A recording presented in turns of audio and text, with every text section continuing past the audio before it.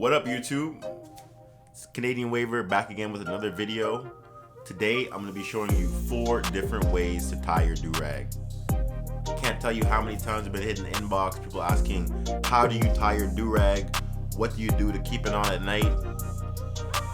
So I'm going to show you 4 different ways to make sure you're saving your progress. Let's get right into that video. Ain't nobody wanna put the time in. I've been in the stool straight grinding. Bitch tryna do me like assignments, dog. Flying the motherfucking pilot, dog. Fucking with the vibe, you could try it, dog. I'm the best motherfucker I can recall. Trust me when I say it ain't biased, dog. Talk shit, you gon' get silenced, dog. Talk shit, you gon' get silenced, dog.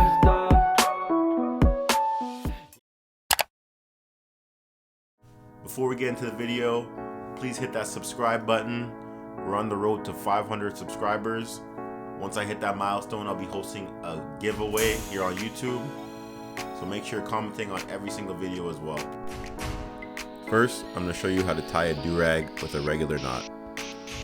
You want to make sure that durag is sitting properly on your head. Pull those straps around, trying to make sure they're as flat as possible. Once you cross them over, you want to make sure that one strap is sitting on that side. Then I cross the second strap over the first one. Also making sure that this strap is flat. Then you simply tie a knot in the back. Once you've tied that knot, making sure it's as low as possible on the back of your head, you just want to grab the tail and pull it until it's snug. Second way to tie your durag is a no knot method. This was brought to my attention by a waver that goes by the name of ThatWhizGuy on Instagram.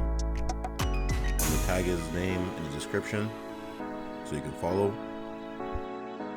I love this method because it doesn't require much pressure around your head. You just want to make sure those straps are flat, wrap them around your head, and tuck that first tail underneath the same one. I pull down the back tail to make sure everything is snug before crossing over the second strap around my head. Same thing, I'm just making sure that that strap is as flat as possible, overlapping the first one.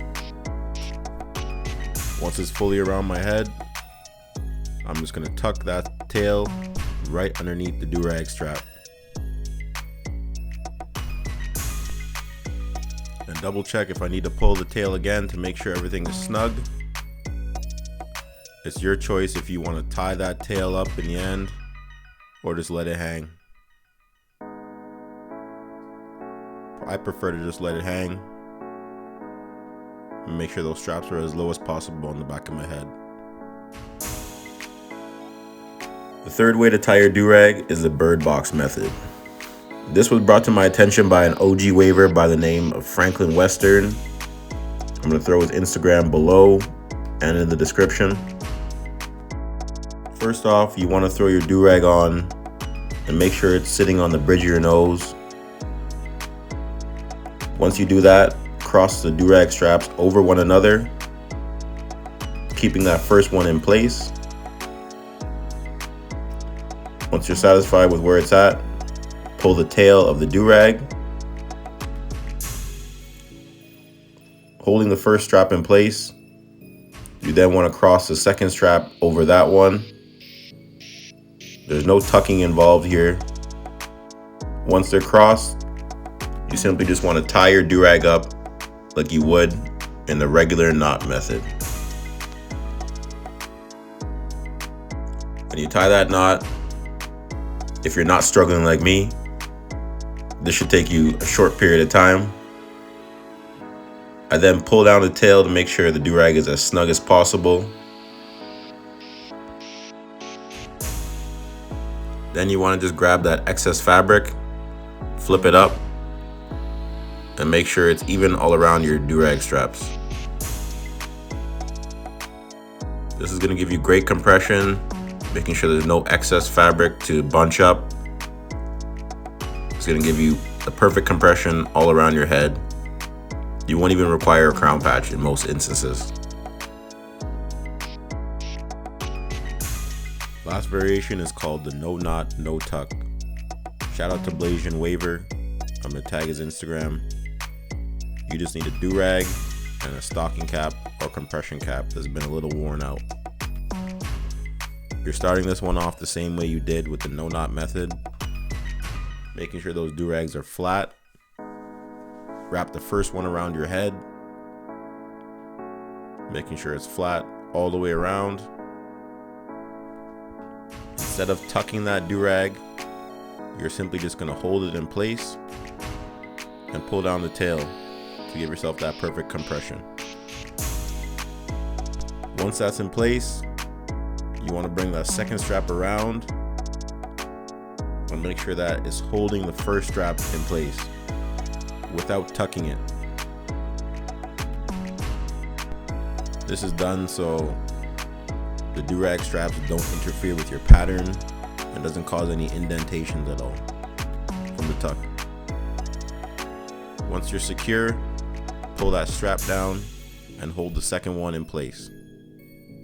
This is where your stocking cap comes in handy. You want to bring that stocking cap around your head and put it right over that strap you're holding with your finger. Pull it all the way down. As I said, you want to make sure the stocking cap is a little worn out, and just flip it over the straps to hold it in place. This is going to give you a nice compression, and it's not going to be too tight around your head. Alright YouTube, that's 4 ways to tie your durag. Comment below which way worked best for you when it comes to tying your durag. Regardless of which way you choose, all of them are going to give you great compression and make sure you save your progress. I hope this helped anybody who's been struggling to tie their durag. Make sure you hit that like button, smack subscribe, and tune in to the next video. We out of here.